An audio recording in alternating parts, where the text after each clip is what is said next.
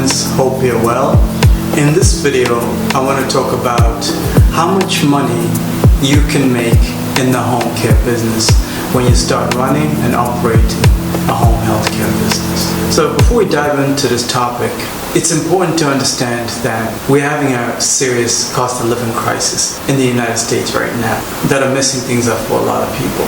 Some of the ways that you would operate a business, say 2 years ago, you're going to have to start making changes. It's very different.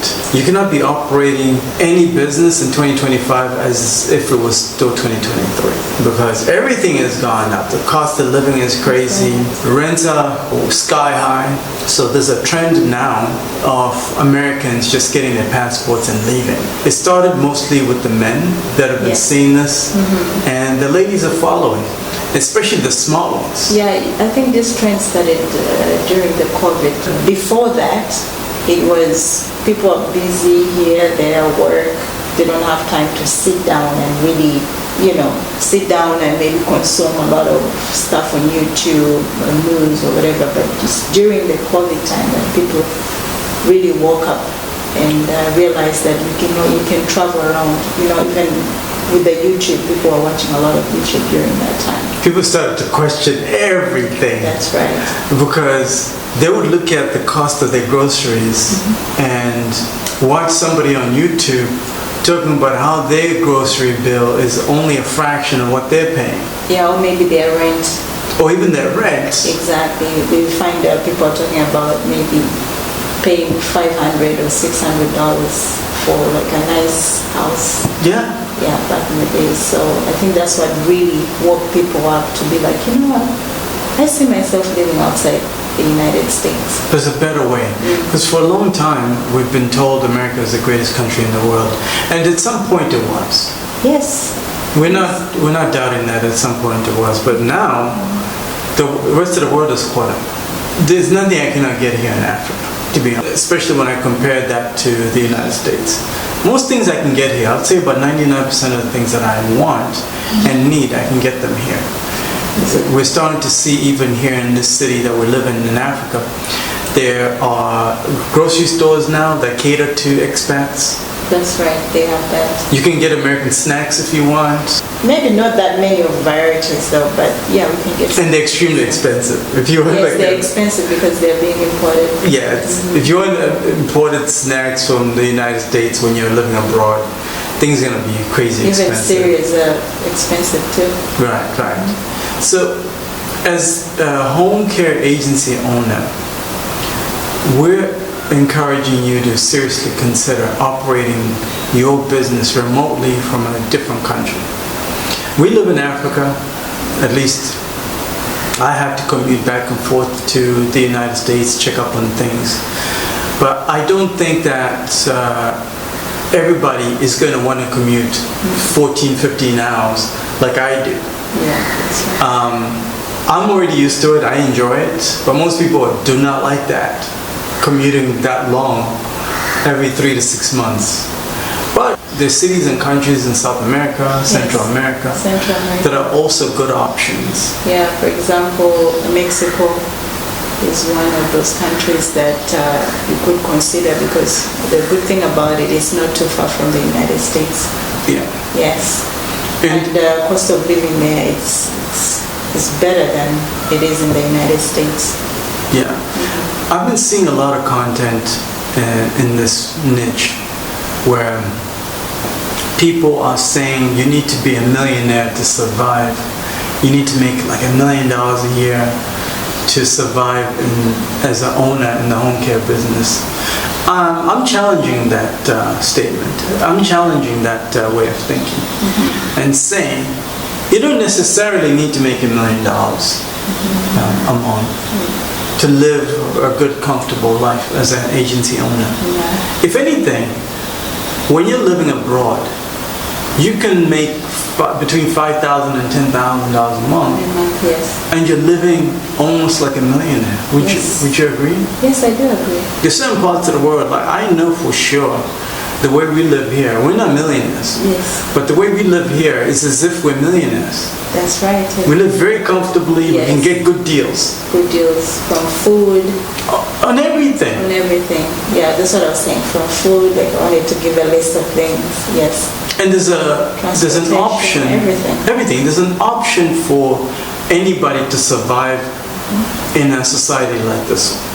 Even if you're making even $100 a month. Yes. There are people with 2-3 kids that are only making $100 a month, and they're surviving just fine. They're surviving. You told me about that. Yeah, that's right. I didn't believe it.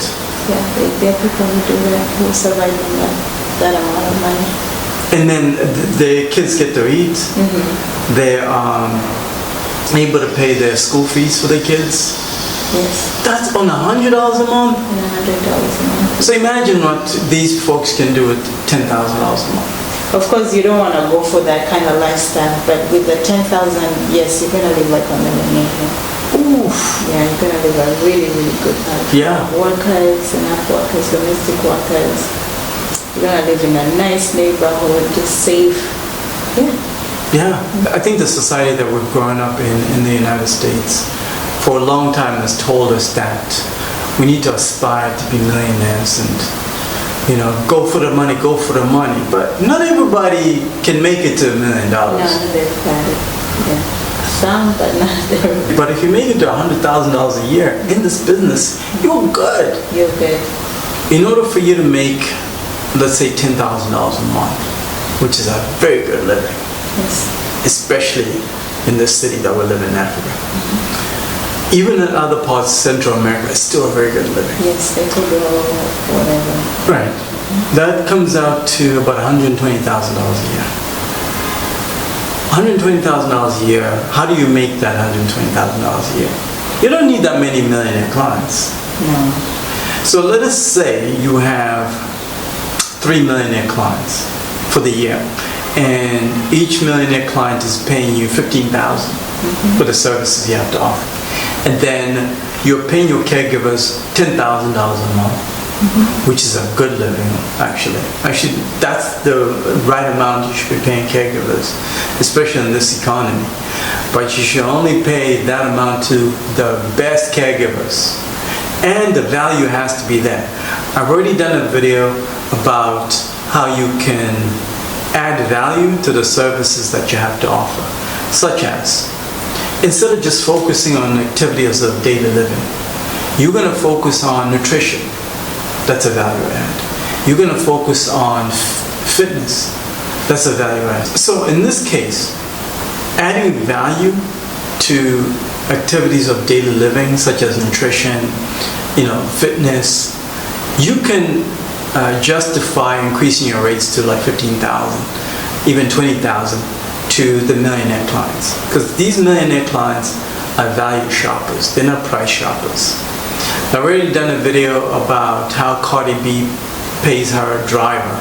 Somebody to take her kids from the house to school. She pays that driver $10,000 a month. Can you imagine?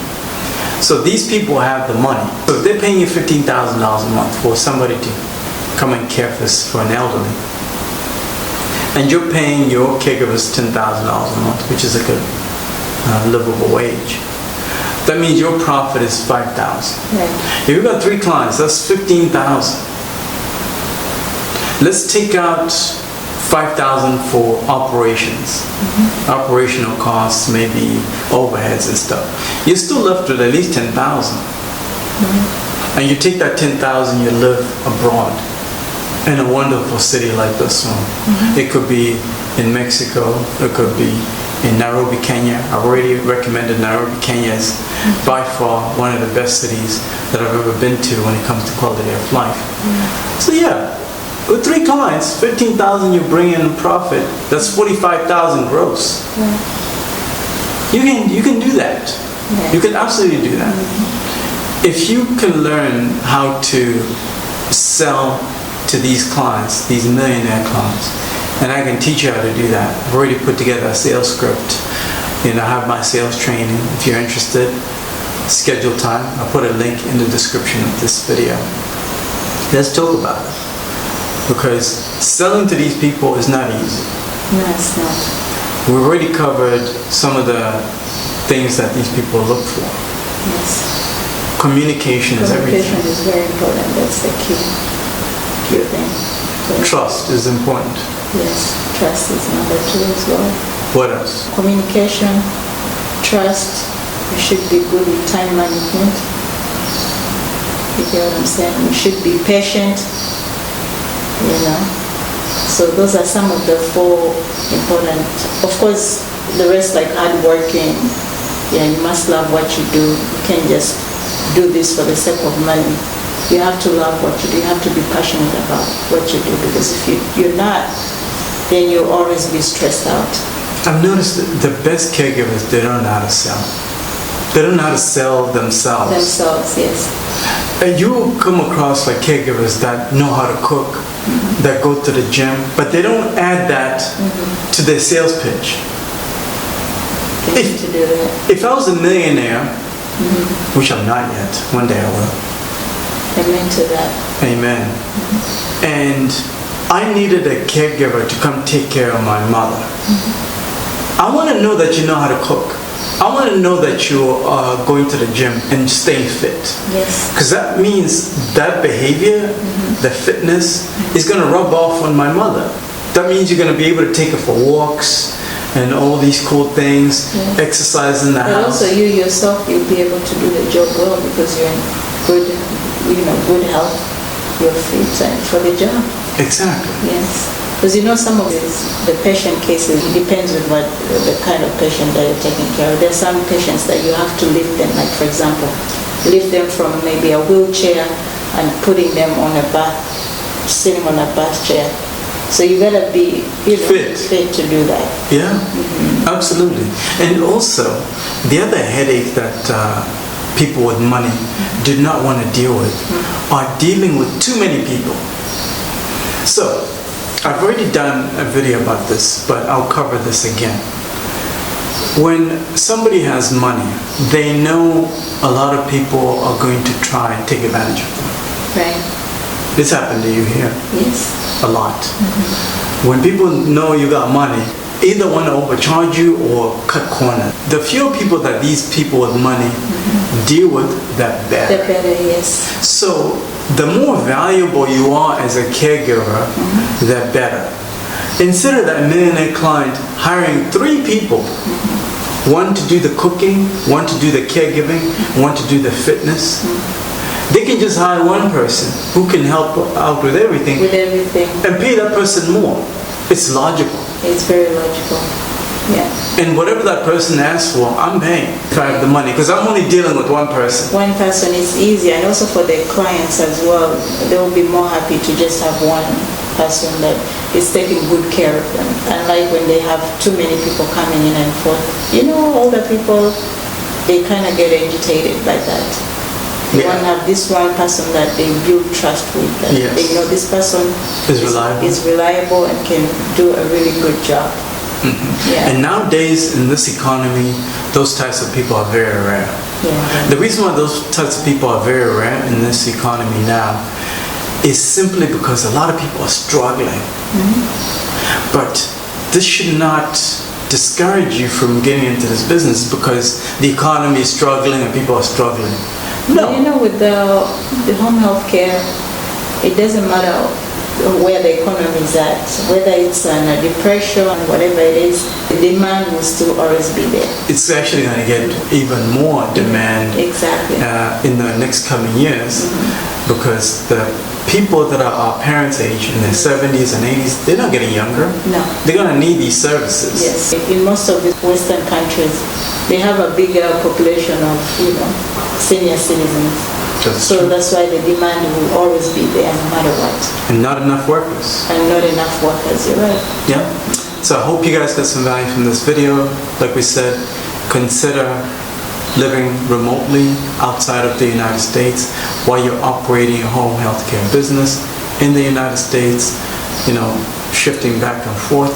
This is what the migrant workers have been doing for years already.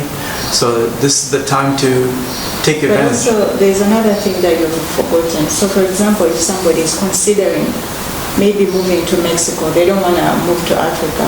They want to be close to the United States before they leave for vacation. Let me say they want to go to Mexico for a month.